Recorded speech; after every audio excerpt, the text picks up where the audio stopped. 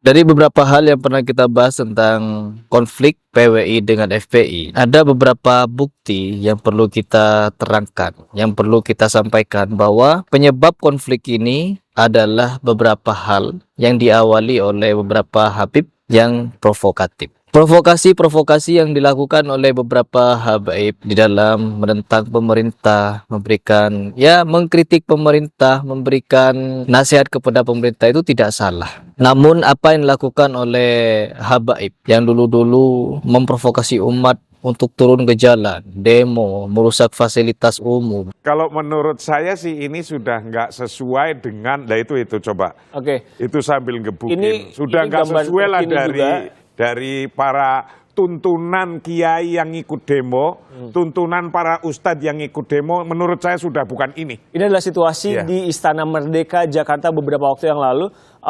Kepolisian mencoba memukul mundur atau menertibkan para pendemo yang sudah memasuki waktunya habis. Sesuai aturan, waktu pukul 18 waktu Indonesia Barat adalah waktu terakhir demonstrasi. Kita lihat apa yang terjadi beberapa waktu yang lalu.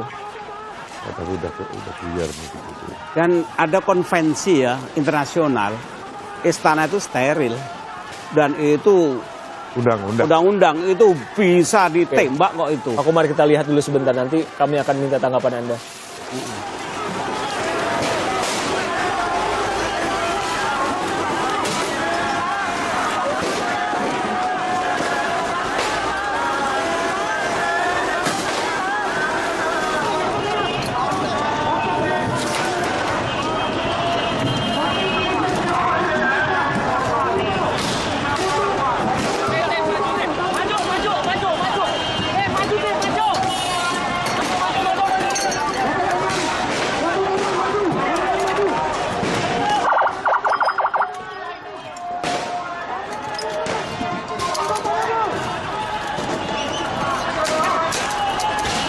Tapi itu memang ke atas.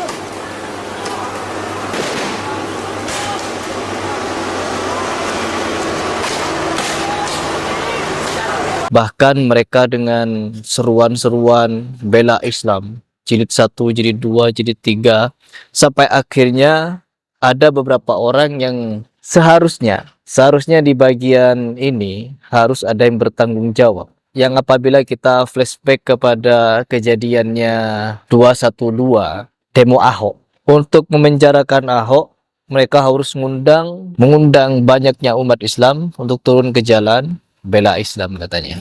Padahal Ahoknya sudah minta maaf, Ahoknya sudah sadar bahwa apa yang dia lakukan, apa yang dia ungkapkan, apa yang dia sampaikan itu salah. Ungkapan-ungkapan minta maaf seperti itu harusnya menjadikan pintu bagi mereka memaafkan, sehingga apa? Sadar bahwa umat Islam itu pemaaf, ramah, tidak mendapatkan konflik dan lain sebagainya. Tapi apa yang kita lihat teman-teman? Pada saat itu, sampai hari ini, kenapa FPI selalu berontak? Kenapa FPI selalu perang? Kenapa selalu konflik dengan ini, dengan itu? Ya tidak lain tidak bukan karena dipimpin oleh orang yang temperamental seperti itu. Teriak-teriak revolusi akhlak. Tapi apa yang mereka lakukan? Memprovokasi umat untuk membuat kerusuhan. Salah satunya, asah golok kalian, asah pedang kalian, pisau kalian. Kita akan perang. Nabi Muhammad SAW tidak pernah mengajarkan kepada umatnya ketika ada problematika di tengah-tengah umat muslim. Sesama muslim ya, perhatikan sesama muslim. Hantam kubu B. Kecuali ada penyusup-penyusup ke dalam Islam, yaitu orang-orang Yahudi dan Majusi yang bernama Abdullah bin Sabah, tokoh Yahudi yang pura-pura masuk Islam, dan beserta Abu Lu'lu'ah, tokoh Majusi yang pura-pura masuk Islam, lalu merusak Islam dari dalam, membuat adu domba, perpecahan, sampai-sampai perang saudara. Ya sama. Kenapa kita tidak mengambil pelajaran dari hal itu semua? Camkan baik-baik teman-teman. Orang-orang kenapa FPI selalu bentrok? Beda dengan orang-orang Salafi meskipun dibubarkan paksa, di demo dan lain sebagainya. Mereka tidak pernah meladeni dengan kekerasan. Mereka tidak pernah melakukan protes-protes. Kenapa kajian kami dibubarkan? Belum mereka bikin demo tandingan, tidak. Beda halnya dengan mereka. Ketika kita membahas siapa namanya Panji Gumilang. Panji Gumilang adalah sosok yang semakin brutal kesesatannya. Tapi apa? Mereka punya jemaah tandingan untuk melawan orang-orang yang menolak keberadaan mereka. Sama Habaib juga begitu. Ketika ada orang-orang mempertanyakan nasab mereka, kesahihan nasab mereka, mereka malah membuat argumen-argumen bahwa di dalam tubuh mereka mengalir darah Nabi dan tidak mungkin nasab mereka ini mengkoti. Karena apa? Meskipun terputus 500 tahun, mereka juga punya perbandingan dengan si Fulan, bahkan Nabi pun begini, apa ulama Fulan dan lain sebagainya. Mereka membuat narasi-narasi yang sedemikian rupa agar apa? Agar semakin banyak orang yang berpihak kepada mereka. Apa berpihak kepada apa? Ya berpihak kepada takhayul mereka. Jangankan oknum-oknum Habib yang sering kita bahas kemarin-kemarin. Hei anak-anakku terbang satu-satu. Hei muridku coba lompat dari gunung. Sebut namaku nanti kamu tidak akan mati. Dan berbagai macam cerita takhayul khurafat mereka gembar-gemborkan. Ternyata orang seperti Habib Rizik Syihab pun menceritakan khurafat yang sama. Khurafat yang sama. Dan ketika kita membahas hal itu, ada berbagai macam pembelaan dari muhibbin-muhibbinnya bahwa Habib Rizik Syihab adalah Habib yang berbeda. Iya, saya juga memikirkan bahwa Habib Rizik Syihab adalah sosok yang berbeda. Tetapi ternyata ketika kita melihat beberapa video yang sedemikian rupa, tidak ada bedanya teman-teman. Terlebih Habib Rizik Syihab ditambah dengan hal-hal yang dimana beliau ini seorang tokoh yang provokatif. Ya wajar, ya.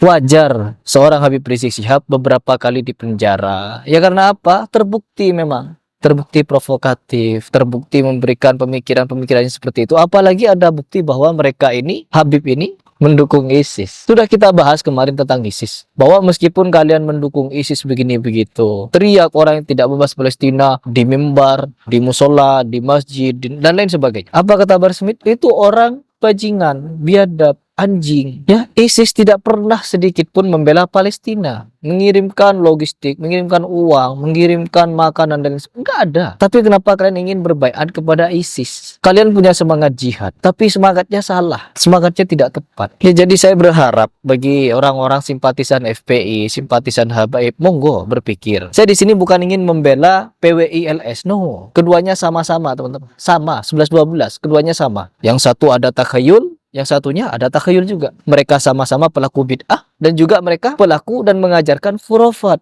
Bahkan yang satu mengajarkan ilmu kebal, yang satu juga mengajarkan ilmu kebal. Sama-sama punya ilmu kebal. Tapi ketika bentrok, luka-luka.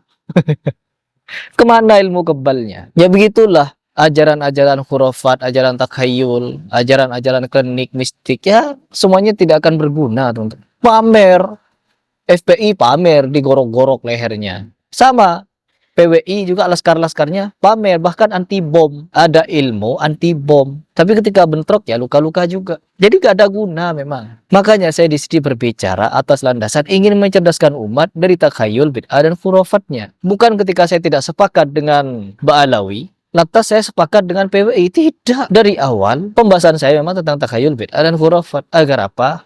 Agar banyak umat yang tercerahkan dari pemahaman-pemahaman konyol dari orang-orang primitif. Kenapa saya menyebut orang-orang yang mengajarkan takhayul, bid'ah dan khurafat itu primitif? Karena biasanya mereka menolak kemajuan, teman-teman. Ketika kita membahas bid'ah misalkan, mereka ini memberikan perbandingan-perbandingan konyol. Dulu Nabi naik onta, kenapa kamu sekarang naik mobil, naik motor, naik pesawat? Harusnya naik onta juga. Padahal Nabi sudah berpesan, kalian para sahabat, sekalian semua generasi-generasi muslim ini lebih paham perkara dunia. Tapi kalau perkara agama, ya kita harus mengikuti rambu-rambu dari Nabi dan Allah Subhanahu wa taala di dalam Al-Qur'an dan Sunnah. Bukan berkreasi bebas tanpa batas. Sampai-sampai apa? Solawat dijogetin, solawat dimusikin, solat pakai tudung sedemikian rupa. Tawaf bukan lagi di Mekah, tapi apa? Di puncak Gunung Lawu. Lempar jumroh bukan lagi di Mekah, beda lagi di Indonesia, di Al Zaitun. Lempar jumrohnya pakai uang dan berbagai macam kekonyolan, inovasi dalam agama yang sejatinya merusak ajaran Islam. Di Indonesia malah berkembang biak. Ketika kita bahas, mereka teriak Wahabi. Jadi kalian harus berpikir sebenarnya apa itu teriakan Wahabi? Kecuali hanya untuk membungkam kebenaran atas kesesatan yang mereka ajarkan. Terlebih ajaran para Ba'alawi yang selama ini sering saya bahas. Jadi seharusnya orang-orang seperti Habib Rizik Syihab, Bahar Smith, Hanif Al-Atos adalah orang pertama yang diciduk oleh polisi karena banyak rekam jejak mereka yang memprovokasi umat, bukan mendidik umat. Kedoknya saja mendidik umat, tapi isinya apa? Provokasi. Asa golo, kita akan perang, kita akan begini begitu. Na'udzubillah min dzalik. Semoga ini menjadi renungan. Saya tidak benci kepada Ba'alawi, saya tidak benci kepada PWI, FBI dan lain sebagainya. Saya hanya ingin mengajak berpikir kepada kalian semua agar tidak taklid terhadap orang-orang yang mendidik sesuatu yang salah. Begitu saja dari saya.